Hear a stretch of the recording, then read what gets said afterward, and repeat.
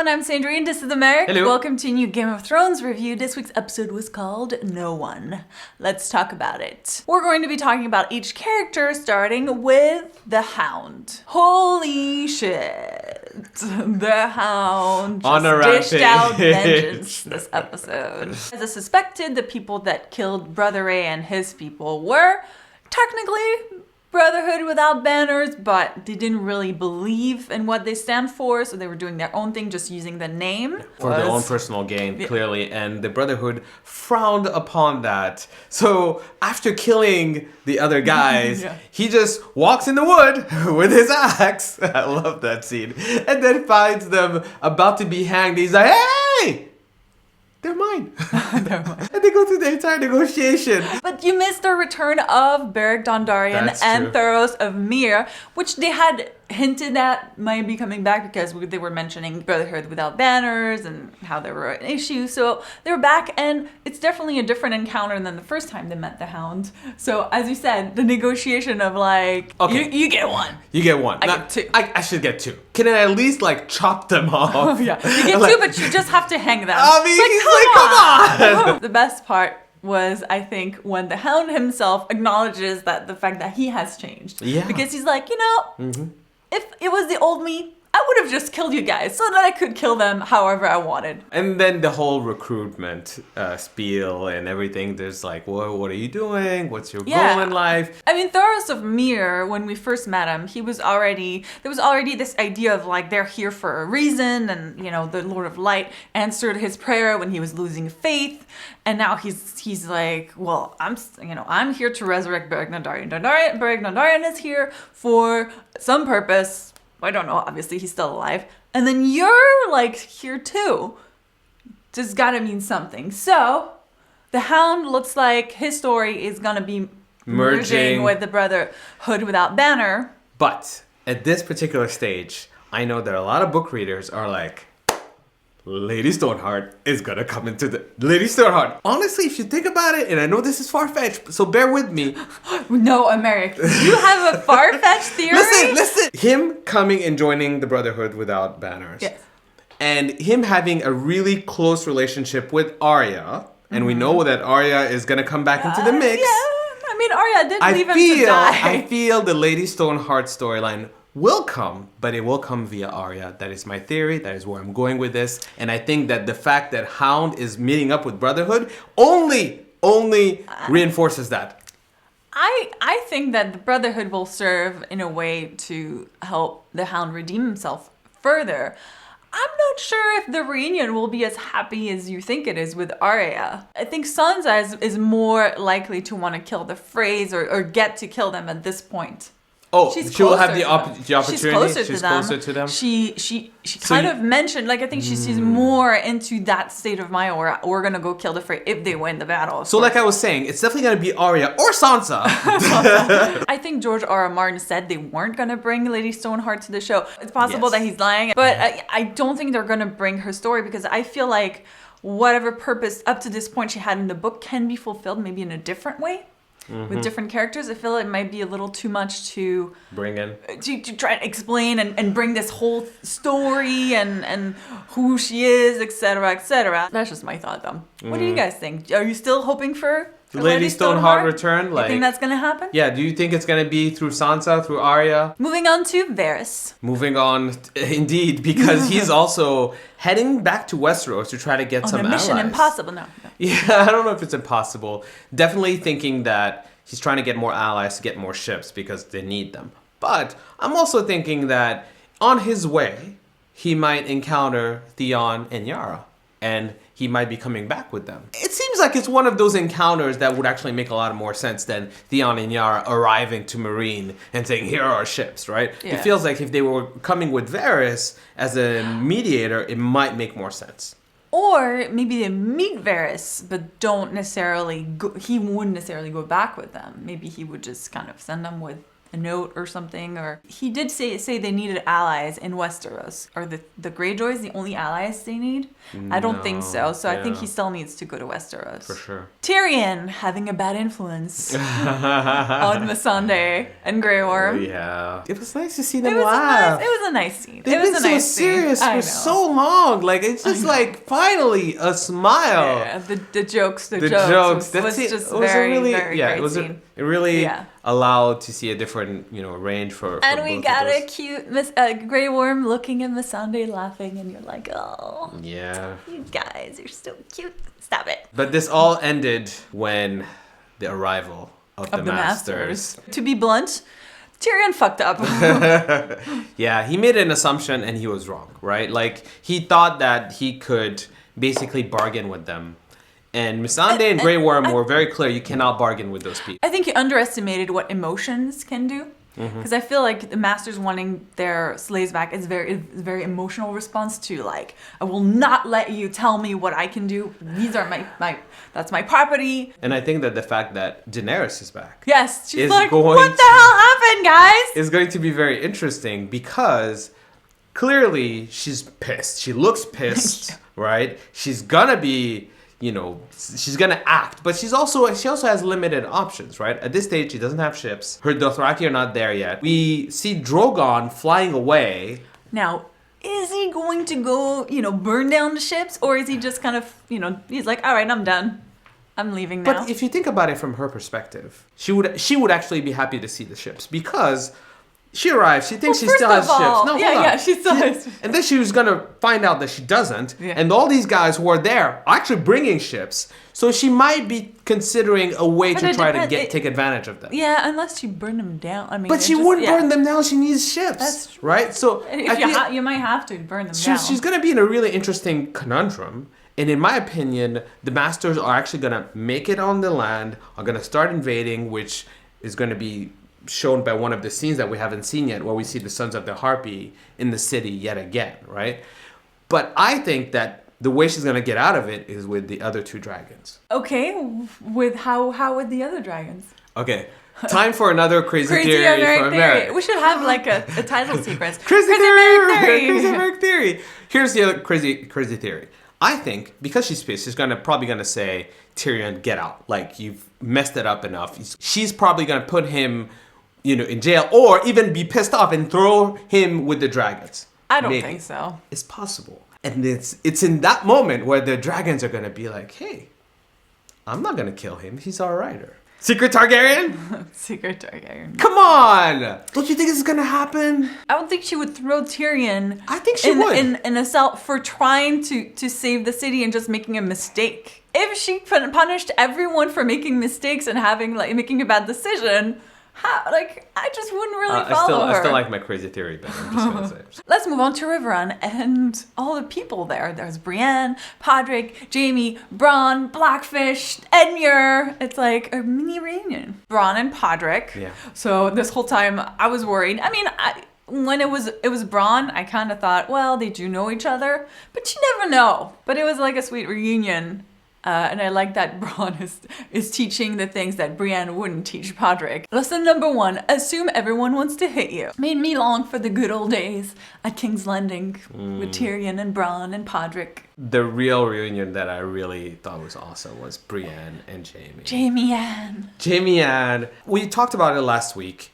Clearly, those two have a real friendship, right? They have a real connection, especially with the scene with the sword. I mean, it kind of laid into it.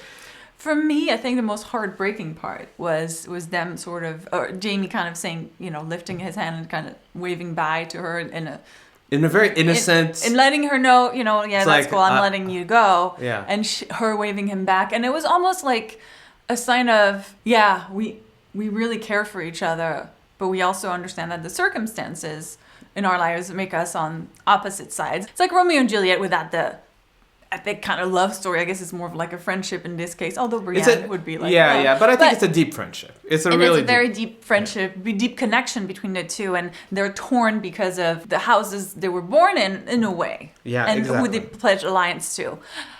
So it's really tragic. It was really tragic, but it was really, for me, when they were waving their hand, it was like a real goodbye. Because in my mind, there's no scenario in which they're going to cross paths again. Unless they're in battle. Yeah. There's no scenario in which that's it's happening. very possible that one of them's gonna die by the end of the season. So, as we also suspected, Blackfish wrapped up. Wrap him up. I feel almost sad because just as you're starting to see how cool of a character he is, they're like, "Yep, we're just killing him." We didn't even see him die. We didn't even see him fight. Nothing. No. Just he went down with the ship for real. Edmure survived. Edmure survived, and it's interesting because it's really close to the books, right? Like from what I read in the book, Edmure convinces his uncle to relinquish the castle, and there's no fight. So, like in the book, Edmure actually takes back the castle. There is no fight, but unfortunately, the uncle doesn't make it in this particular scenario. I did want to point out a couple of moments. Maybe I'm reading too much into this, but I just thought, is it foreshadowing? Is something going on there? First, we have Blackfish, who says to Brienne about Sansa, she's exactly like her mother. Well, I'm sure he meant it as a compliment. I'm thinking, yeah, but that kind of got Catelyn killed, so maybe let's not compare the two. So could it be, foreshadowing of death? I don't think so necessarily, but it's an interesting comparison. But what I did find even more interesting is Jaime comparing Catelyn to Cersei in her love for her children.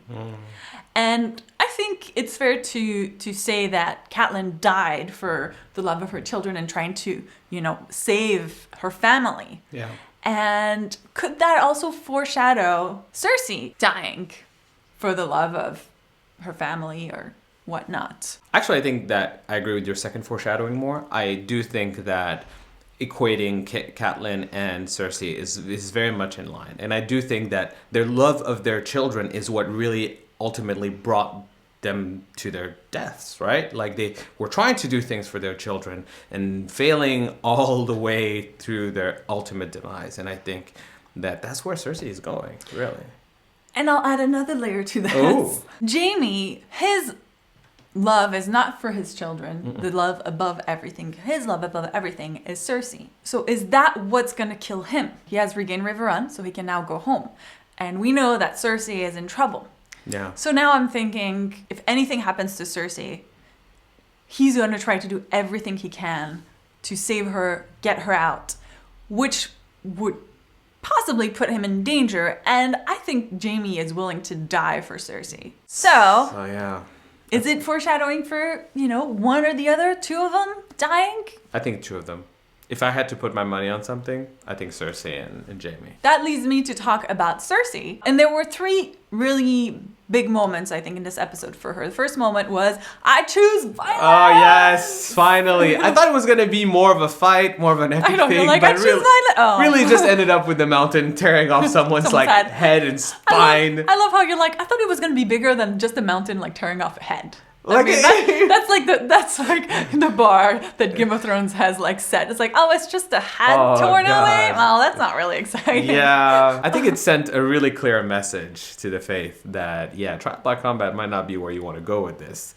And they kind of listened. I think they kind of knew that. They suspected, but they knew. Now they know, which then leads to the scene. Second scene that's really important is Tommen forbidding trial by combat. In doing so, pretty much he's dooming his mother. He's dooming his mother. And he knows that. And I think what I loved about that scene, and I think you even pointed out as well, is if you look at Tommen, the actor, in the scene, and you look at him, he was fidgeting with his hand a lot on the armrest of the throne, as if he's not really sure of himself. His voice and his face is like, I'm a king, but the hand and arm betrays him a little bit. And I thought that was very interesting and really subtle and really cool. But that means Cersei and Loras are in big trouble. I mean, we knew Loras was a goner, but Cersei now is like, fuck.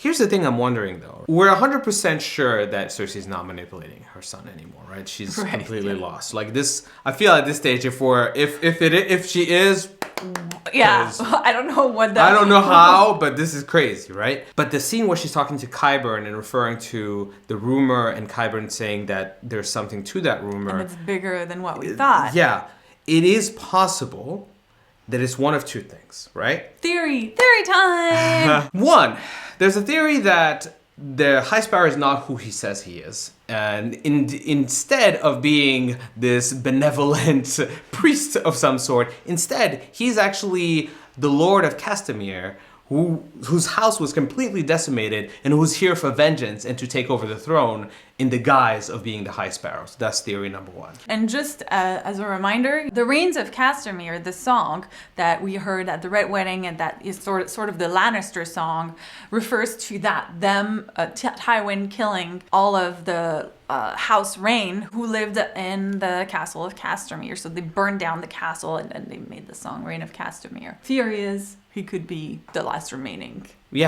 Rain. Yeah, and which would explain why he's going after the Lannisters so badly. The second theory, which is actually very interesting, refers to the wildfire. So it's possible that Cersei has a plan, which is a plan B, is saying, if I'm going down, y'all going down with me. And she's basically planning on blowing up the entire King's Landing using the wildfire that she's found with the help of maybe Qyburn. So maybe there's more wildfire than they thought was there, and maybe that's enough to just take over and bring down the entire... Turn on, light the match. That could be it. That could be and really... then she walks out like a badass. It's possible. Everything. But what do you think the rumor is? Do you have any other theories? Is it something else that we missed? Comment below. Yeah. And finally, we get to Arya. First, I want to talk about Lady Crane implementing the notes that Arya gave her 2 episodes ago about how Cersei would be mad. And it's a little more subtle than Cersei being like, take him! And the people are just like, oh, you're so wonderful. And she also happens to be the one who saves Arya her from dying. Look, now, Sandrine is not happy, guys. No, it's not that. It's. I feel like I've spent, you started with your crazy theories, and it felt to me like Arya was just kind of walking along and bravos, giving money. So you're referring to last episode where yeah. she gets stabbed by the Waif, and you're like, and there must be something else. I just felt like, well, that was easy. Like, did she not know they were coming after her? I feel like she was really careless, and I felt it didn't feel like Arya would be careless like this. So they had to be more than this, and that sparked so many theories. I mean, there was the Fight Club theory. There was the it was really Jack and Hagar and they're testing the Waif theory, which I actually like that one. But no, it was literally what we saw. Arya was just being stupid and just walked around and was like do, and I'm just so unhappy about that. It feels not true to the character. It's a letdown. They set up the fact that she seemed to be ready for it. True. And then there was something missing. Our theories were better than reality. We just need to accept it, guys. Some of the theories we have don't turn out the way we want them to turn out. I didn't think it was Arya jumping. But guess who it was? Well, it was Arya. It was Arya. On the plus side, we did get a really, really, really cool chase scene. Yes, Terminator Waif. Terminator Waif. I'm coming! Also got Daredevil Arya. Kenny predicted in one of our live chats that the Waif and Arya would fight in the dark, and that's how Arya would beat her. And when you have the face on the wall, you're like, well, at least now she's safe, at least from them. Even Dragon was like, respect. And now that means Arya is going back to Westeros. Or even west of Westeros, because we don't know what's there, apparently. Eventually. Eventually, yeah. I think there was a lot of things that's going to happen before she even can think about going west of Westeros. Because you know what? She's Arya Stark. She's not no one. I would have enjoyed it more if I hadn't thought about all these things and had big expectations for that scene and just kind of had enjoyed it for what it is. So I think overall, it was a good episode, but because it was episode 8 and the past 2 seasons, episode 8 have been like the Mountain of Viper, Hard Home. I'm like, episode 8 is happening. It's crazy. So the whole time I'm waiting. I'm like, hardly a crazy episode. It wasn't a crazy episode. It was a good episode. Lots of really great things going on. Story was moving ahead. But that's what we thought of this episode. What did you think of this episode? Were you disappointed with how the Arya story ended up being? Did you enjoy the episode? Let us know. As a reminder, we're also going to have a live chat discussion of this episode on Monday, 11 a.m. Pacific time, 2 p.m. Eastern time if you want to join us. Thank you so much for watching. Until next time. Bye. And thanks to WatchersOnTheWall.com, I found out that the first guy that he kills was actually the guy that won the Jimmy Kimmel Jon Snow impression contest that they held. His name is Steve Love. If you're gonna die on TV, it's cool to have the Hound together.